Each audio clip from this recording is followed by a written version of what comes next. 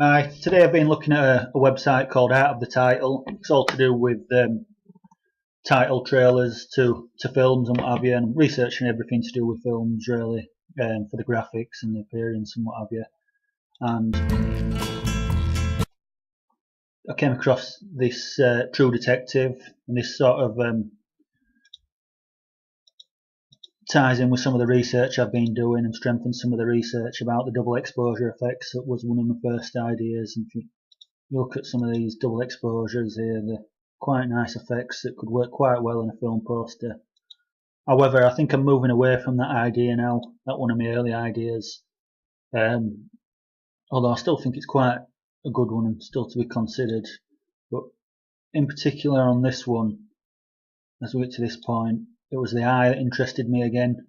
If you look at the double exposure, it's just a different way of that could be used to put film clips within the eye. So yeah, that were quite interesting. And the one that interested me most was a title sequence for Space Odyssey. And again, the eye interested me quite a lot. It keeps cropping up again and again. For obvious reasons, you watch films with your eye, and this one, it started making me think: do I want to tie the eye in with the owl? Is it a strong enough visual on its own? It ties in quite well with film on its own, and also as well with this website on quite a few of the trailers or title sequences, should I say. It's got a case study, not a case study, but an explanation to what they've done and some in-depth explanation, and it talks about how important the eye is. And here you see how the title sequence went. It started off like that, you're not quite sure what's going on, and then it moved onto this here, then that. Obviously it's moving all the time because this is a film trailer where ours are going to be stationary, but it's just the idea. And then as it moves along,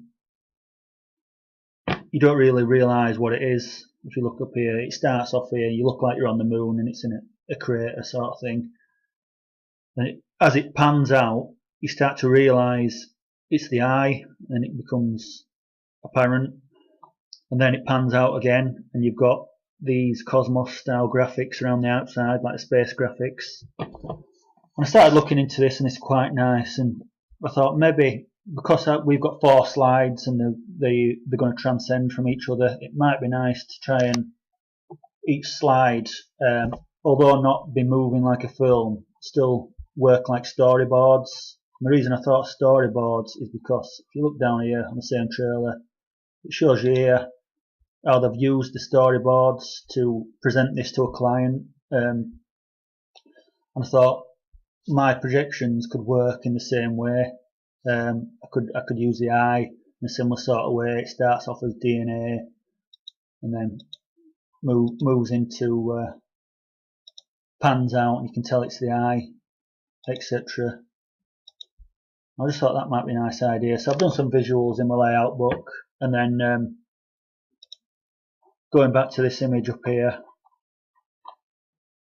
with its space Cosmos style graphics on the outside. This sort of texture reminded me of the Leeds Film Festival logo, and there's a picture on the website that I've showed on here before, and it uses these type of graphics with the logo, and the logo almost looks like it could be an eyelash, an eyebrow. I thought as the eye pans out, I could actually fade this in on one of the slides, and the eyebrow could be over the top of the eye and double up as the Leeds Film Festival logo as well. So I've got a few ideas running around in my head there. I'm not sure whether to use the eye on its own with storyboards at this stage like this, or whether to merge it in with the owl at this stage. So just a few ideas I've got.